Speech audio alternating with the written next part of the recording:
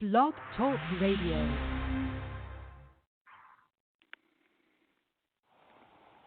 Hi, I'm Luis Bernard. I play Sonny on General Hospital. I play Sonny Corinthos, and you're listening to the WSE Lounge. Hello, ladies and gentlemen, and welcome to another great edition of the WSE Lounge. Been a long time since I've been here on Blog Talk Radio, but today I am joined by author Mary B. Patterson, who has wrote the books Poems of Life Simplicity and Franco and Anna Genuva. And I believe that is also their journey. I believe it is on that book. Please welcome Mary B. Patterson to the show. Hi, Brian. Thank you so much for having me on the show. I'm excited and a little nervous, so try and be patient with me, please.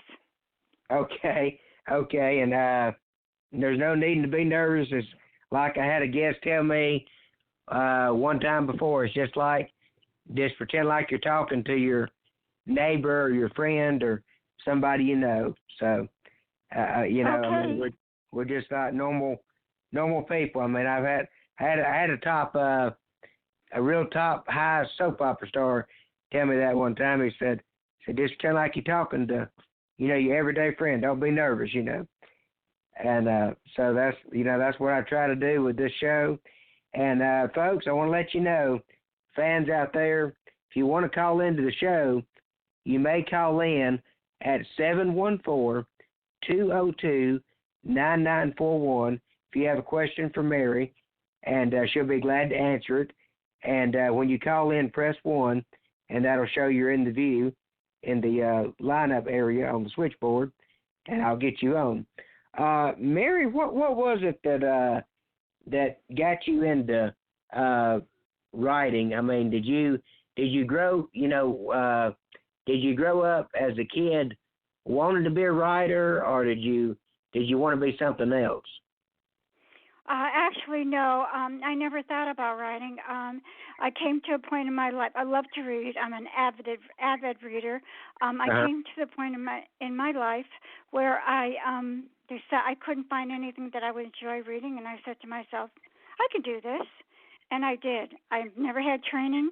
I just love to read. I never had an education. It was something I just did on my own, and I'm very proud that I was able to accomplish it. Well, that's wonderful. I mean, that sounds about like me. I mean, I've had people often times ask me, how'd you get into interviewing all these people and stuff? Well, I never went to school for it. I never, got a degree in it or anything like that. And one day I used to call into different shows that had different soap opera guests or different, people on the shows, and I'd call in and talk to them. And I got thinking one day, I was like, well, if these people can do that, I can do that. So I decided to make my own show, and here we are 4 years and something later. So, so I mean, if you put your mind to it, you can basically do anything that you set your mind to. And it sounds like that. It sounded like you set your mind to writing, and you wasn't going to let the fact that you never went to school for writing or anything like that stop you. You were determined to do that. And it sounds like that's what you did. Yeah, that's exactly what I did. I did have a little help because my spelling isn't always the greatest. But then after I wrote the book, I went and had people edit it for me to make sure that the spelling was correct. And after it was completed, I was very, very proud of it. I look at the book and I pick it up and I think, I did this. And I'm very, very proud of the fact that I was able to do this. That's awesome. So how many people have bought your book, would you say? Would you say it was a couple hundred, couple thousand? I'd say between 600 to 700 so far. Wow, that's incredible. Yeah, I am doing a lot of Facebooking about my book, and I'm reaching out to people such as yourself to Uh-huh. promote it. And I'm asking all my friends to send out Facebook messages or messages to friends to buy the book. It's a paperback. It's only $12.95. It's easy reading. One thing about people who love any story about Second World War, that's where the story begins. It begins actually in Second World War in Sicily, Italy, and it's in a small village north. South of Palermo, called Uh-huh. Disciplino, where I was born, and it's about a young family with raising 6 daughters during that time when the Germans were on the island. The story is historical. I have done a lot of research on it, and it's historically documented. And the people that I talk about are actually my sisters and myself. I'm the youngest in the book as a character. I put their personalities into it, and I put mine into it. And and it has a lot of moments of my own family, as my sisters told me about. Things that happened in our family while we were there. I actually incorporated it into the book. Wow. So it's actually a true story, and you just changed the names of the characters, but it's actually talking about you and your family. Well, actually, the characters I named after my sisters. They're the true characters. The story, the novel itself is fictional, but there are certain things that happen to my family that I put into the story, but the story around is fictional.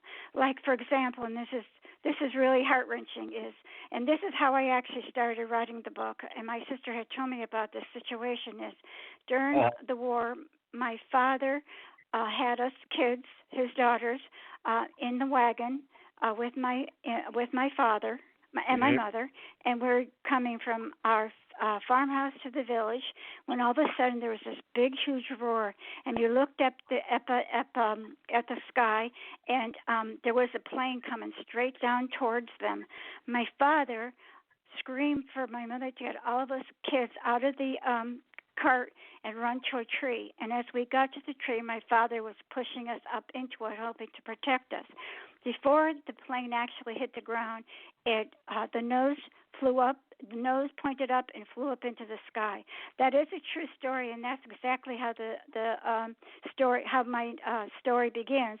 But of course, the situation around it is fictional because, of course, I don't know exactly what happened. I just use my imagination to I use my imagining to get the story around that particular situation. Wow, that's so interesting, and I was actually reading yesterday. I don't remember who it was. One of the reviews on your book on Amazon. The guy went as far as to say that he loved the book, and it had the fantastic writing that could actually be made into a movie.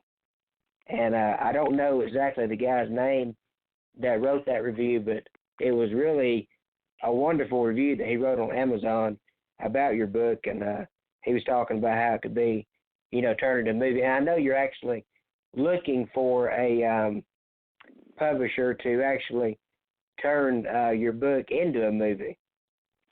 Yes, I've already written the screenplay to the first novel. This is a series of 3 altogether, and I'm actually working on the 4th. I wrote the second and third is completed. The 4th is almost done. I've written the screenplay to the second to the series. So I'm looking for a literary agent to help me with my books, my novels, and also a licensed screenplay agent, because I have access to Clint Eastwood, and if I can get a licensed person, I can get that person to get connected to Clint Eastwood, which I am hoping to do. I have really enjoyed writing the novel and the screenplay. it's been such a great experience for me. I have to admit, I'm very proud of myself. Well, let me ask you this question. I know you talk about you're trying to, get it made into a motion picture and a movie. But have you ever thought about possibly taking your book idea and taking your book with you and your ideas to a person that is actually in the play industry and turning your book into a play where audiences can come and watch your play and then possibly get an attention of a screenwriter to actually turn it into a movie from there? No, I've never really thought about it, only because plays are written completely different, and I've never written a play. No, I've only written screenplays, and I'm an avid, besides reader, I love to go to the movies, and I think one of the most thrilling things that I could do is actually see my picture, my novel, or my screenplay, I should say, in the movies. That would be the ultimate end, and that's really what I'm trying to go for, is to get it on the big screen. Okay, well, that sounds like a good starting point. And how long have you been trying to get it turned into a movie on the big screen? Well, I just finished a screenplay, so I'd say the last 3 or 4 years. I wrote this book several years ago. I've been trying to promote it, but it's very difficult for a non-published person at the time when I was trying to get it published to have people look at me. So now I'm really working hard at it, especially through Facebook, because there's so many avenues in Facebook that I didn't have available to me when I first started. So right now I'm really working very, very hard, but I've been doing this for quite a few years, and anyone who's in the industry will tell you that it's very difficult to get an agent either for a novel or for a screenplay. So I'm just chugging along and working hard, and all the refusals I get, I just don't let it get me down. I just think that what I have is amazing. I think it's enjoyable. I think it would be great on the screen, and I think anyone who reads my novel will enjoy it, because it's not a complicated story. It's a simple story. It's simply written, and it's a great book to bring on the beach when you're sitting in when your feet are in the sand and you're looking out at the ocean. It's great. It's a great read for when you're traveling, and of course there'll be a lot of people traveling this summer. To me, and the people that I have talked to, it just says it's a great read. Well, something interesting, and it's very, very weird. I'm interviewing you today, and this just happened, David. I was at Walmart, and there's this guy. I've seen him. It was the second time I've seen him at Walmart, and he has a book that he's actually wrote, and he's trying to take his book and turn it into a documentary on DVD. He said it was a true story about his time in prison and how he got out and stuff, and he's trying to take it and turn it into a book. I don't know the guy's name, but turn it into a movie. But I don't know the guy's name, but he does that a lot. He sits at the table and he takes up donations from people, and they give him money, try to help fund his book into a movie.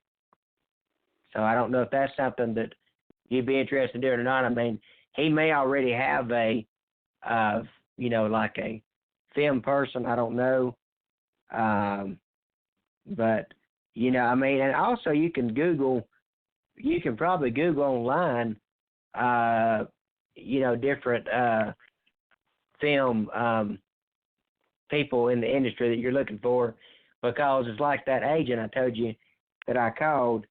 He gave a real simple answer, and his answer was that everybody he works with, they represent actors and actresses, and it would be like taking somebody out of soccer and them trying to learn how to play football. He said he had no idea about, any screenplay people, because it was a totally different field, for him. And unfortunately, it's like that with all the parts of the industry. It's the the films are different from novels, and the novels are different from documentaries. So there is a lot of people out there that are willing to advance your work. But the thing is, you have to find the right person. And so far, I have only found the first publishing company. But what I really would like to do is find an agent to help me. That's really what I would like to do, and that's what I'm working for. Well, now I'll tell you another way that you might can get out there a little faster on finding what you're looking for. Do you have a Twitter account? Yes. Okay. If you tweet out on Twitter and you ask somebody out there if they know anybody in the industry or whatever that's a film person, they might could help you out, because a lot of times on Twitter there's a lot of celebrities on Twitter, and they interact with you. You know, they interact with you sometimes, and they interact with me sometimes, and so they might be able to help you out with that situation. Now, I do know that Maurice Bernard, who plays Sonny on General Hospital, he'll be coming on my show May the 23rd. I don't know what time yet, but he's got an upcoming book that's going to be released in April of next year. But as far as turning into a movie, I don't know about that. But he's got a book that's coming out, but and that's April of next year. I don't know if he knows anybody, and it's like I asked two other people if who have books too. They're in the wrestling industry, and I asked them if they had any books, and I mean if they knew anybody that could what you needed, and they said that they didn't. And so I mean, like you said, it's really a complex situation. It's really hard to find a particular person to take your book and turn it into a movie. I mean, but yeah, I think if you tweet out on Twitter that you might get some people's attention, and they might get back to you and all that. Well, that's a great suggestion. I will do that. I will. That's a great suggestion. And I know it's difficult to get into, but what surprises me is there's so many young people that are getting into the industry of writing novels and books, and they have so much to offer. And if you notice, the movie industry is kind of repeating the same movies over and over again, and they really need some fresh material. And here I have fresh material, and yet it's difficult for me to get my work to them. But I'm not the only one. There's so many people out there with really good, fresh material, and for some reason, the movie industry can't be bothered to even take a second to read their material, which is sad. It's very, very sad. Yeah, I know what you mean by that, because I know Bill and Ted Excellent Adventures. I don't know if you remember that movie. That's being remade and going to be coming out. And then they're remaking Aladdin into a live movie, Lion King into a live movie. I mean, they're doing that with a lot of the different movies and films. And some of the movies, when they remake them, they, like, for instance, I'll give you an example. The Dukes of Hazzard, one of the greatest TV shows ever. And, when they remade that movie, they basically turned the Dukes of Hazzard, in my opinion, into a disgrace, because they had foul language and all these references and stuff. And you didn't see that on the Dukes of Hazzard, but they took the movie and wanted to make the movie like they wanted it to be. And, they basically, tarnished the Dukes of Hazzard with that movie. I mean, because you didn't see that stuff on the show. That wasn't what the Dukes of Hazzard was about. Yeah, that's true. But, the audience today has changed quite a bit. The younger kids today and the people who'll be watching, they like that sort of stuff. It's old people, yeah. It's us old people who like to remember the simpler parts of TV when it first came on, and not so much of I don't know, how should I say it, the language and what they do in today. And I know it sells, but it's just not the same. That's why I don't think those movies do well, because you just can't compare them, and you can't redo them. They're just not the same. No, you can't. And I actually heard a while back that they're bringing back 90210 television show, and I know it's going to be without Luke Perry. Luke Perry was a phenomenal actor, and it was sad about his passing. And 90210, though, when it comes back, they're going to bring back the original cast, which I think is good. But I did hear they're in the process of bringing back Alf and the Facts of Life. And I really hope, for the sake of the industry, that they do not tarnish the Facts of Life TV show and put other garbage in there that was never a part of the Facts of Life, and the same thing with Alf. I mean, and growing up watching Different Strokes and Growing Pains and Facts of Life, Night Court, Cheers. That's just a part of the culture, and you hate to see any television show tarnished. And when they did do the remake of the Beverly Hillbillies movie, though, they didn't really tarnish that, because they didn't do too bad with it. But it wasn't the same. But they didn't do too bad with it. Like they did with the Dukes of Hazzard. Well, it is unfortunate, but today the kids, especially our young kids, like all that slutty and kind of disgusting stuff, and that's what sells, and that's what the industry does. They're out to make money, and they're going to make it. And if you have to have bad language and some bad scenes in there, that's what they're going to produce, because that's what sells, unfortunately. But that's the way it is. Oh yeah, I know, and it's a crying shame that it's like that. And another thing I wanted to mention to you, Mary, was I don't know if anybody's ever told you this or not, but as I was reading the reviews on your book, and I know your book talks about Sicily, and the first thing that came to my mind, see if you can guess what the first thing that came to my mind was when I saw the word Sicily. Good food. No. No? No, okay. That's a good guess. That's a good one, okay. I thought of Rose Nyland on The Golden Girls and Dorothy, how they always used to talk about Sicily. That's what I thought about. Oh, she was so funny. And, some of the things that she came out with was so true to my family. It was like going back home again.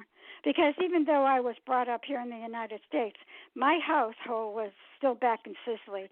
My father ruled the roost. I mean, we did everything he said, and, we just didn't cross him, because we just would not do that. And a lot of the things that she said on The Golden Girls is just hysterical. I just absolutely love it. I love that character. And one thing that I never will forget this, and Betty White's still living, thank goodness, and she's hilarious. But I never will forget this, when she was Rose on The Golden Girls. One of my favorite episodes is when she goes back to St. Olaf. She always tells the St. Olaf stories about, and Blanche or Sophia or Dorothy say, "Oh, shut up, Rose. We're tired of hearing that."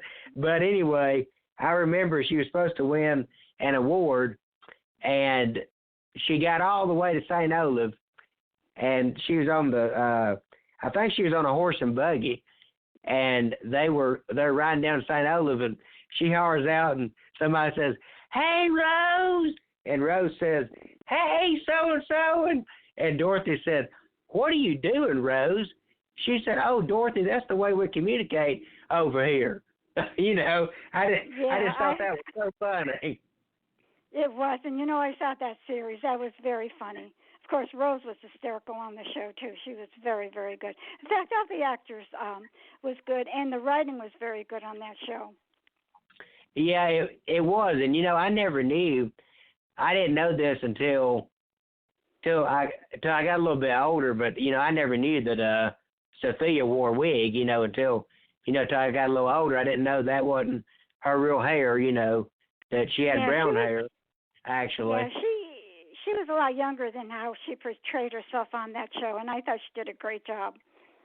Yeah, she did. She did a wonderful job. And can you tell us about your other book, the poems of life? The poems. Yeah. I actually self-published this myself, and I have a very dear friend of mine who was a school teacher. She just retired recently, and she thinks that this was my best work. Poetry can be either touch or go. You can read it and you like it, but then most of the people don't understand it. This book is very, very simple. It's about my life experiences, and I put it in words, and it's very simple. It's very relatable. It's not confusing. There's a section in there about children that I absolutely love. There's one in there about that I wrote to my husband, and the title is "He Takes My Breath Away." And unfortunately, he has passed away. But every time I read that and I think about him, he still takes my breath away. So they're poems that people can relate to. They're not going to read one poem and say, "Oh, I don't understand this," and close the book. The book is just very simply written. Okay, well that's great that the poems that are wrote that each individual person can relate to. Somebody might not like or relate to another poem that somebody else likes, but at least it's out there where they can relate to it and everything. And go ahead. I also wrote a poem in there that I really like. It's called "Reach for My Hand," and I wrote it for my 17-year-old son who had just left for college. And kids at that age go through so many turmoils, and they're always confused, and every step they make is wrong.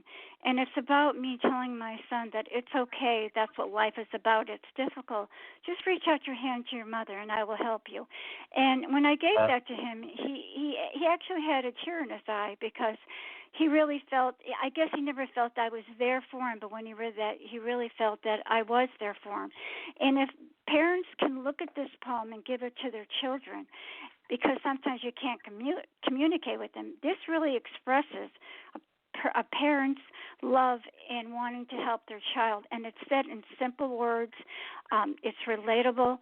The young person can understand it, and in a lot of in a lot of ways, I think it will bring a son or a daughter closer to the parent that it gives it to that child. Oh, that's wonderful. That's really good. And I just happened to think of somebody, Mary. I've got a friend of mine. Let me tell you his story. He's a former guest on this show. His name is, and you might want to look him up on Twitter. His name is, his name is Christopher Scott. Yeah, just ignore the operator. She always says that. But his name is Christopher Scott. And what the interesting story about him is, Christopher was he was in prison for a crime that he didn't commit. Mm-hmm. And while he was in prison, he turned it on the TV during like the break when the guys would go and watch TV. He turned over on General Hospital, and he got inspired by watching Maurice Bernard. He became his hero because he thought, well, if Maurice Bernard can be this coffee importer and be in the mob at the same time, he said, then I can get my act together, and I can try and help people out here in the jail and everything. And so every day the jailmates stuff, that they would go and watch General Hospital during the show and stuff, and they'd be walking down the hall and discussing that. Hey, you see General Hospital today? Yeah, I seen it.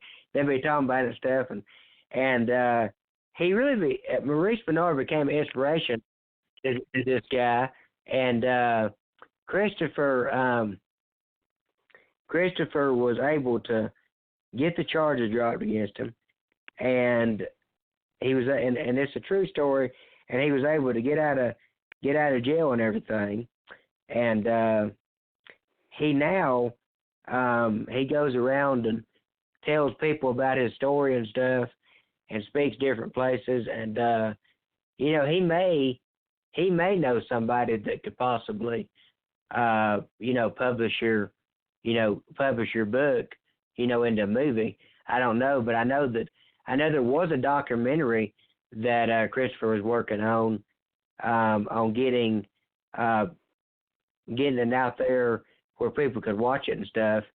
And it's just so surreal, you know, of what happened to him and stuff.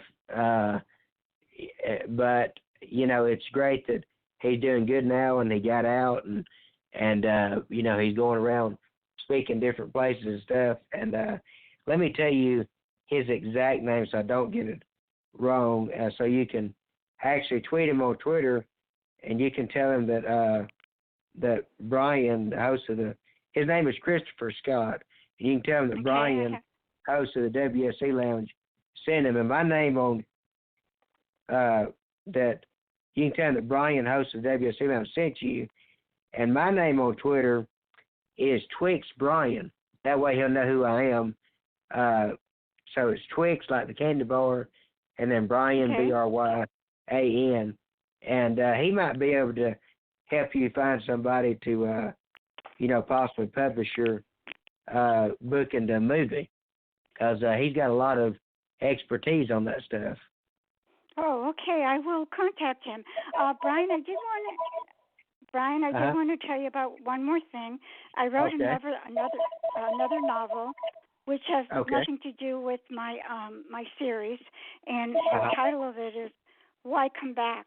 And it's about a young girl a young girl who left her hometown, comes back after 30 years, and when she comes back, she meets up with her best friend, her sister, and the boyfriend that she had during high school, who was sent to Vietnam and was told was dead. And the reason she left was she was carrying his child, and the mother, her mother, insisted that she get rid of it because it would be too embarrassing for the family. And the reason that I wrote this book is many of my readers wanted me to write something about. My readers said the people that I grew up with in my hometown in Enfield, Connecticut, and I actually wrote it for them. And it tells about the streets and the people and the friends that I had when I was growing up, and it's really kind of dedicated to them. Again, it's a love story. Again, it's an emotional story. But when she does give up her child, she never gets the love that she has for the child. And when she goes back to Enfield, she actually meets up with her boyfriend that she was told was dead. And that's very emotional. So that's another thing that I want to tell you about. And also, I did write the screenplays to that also. Okay, so is that book out where people can get it? Okay. No, I'm still waiting for a little pick that book up for me and help me to publish that one also. Okay, well, before you go, Mary, please let the fans know out there how they can get both of your books that are out for sale now.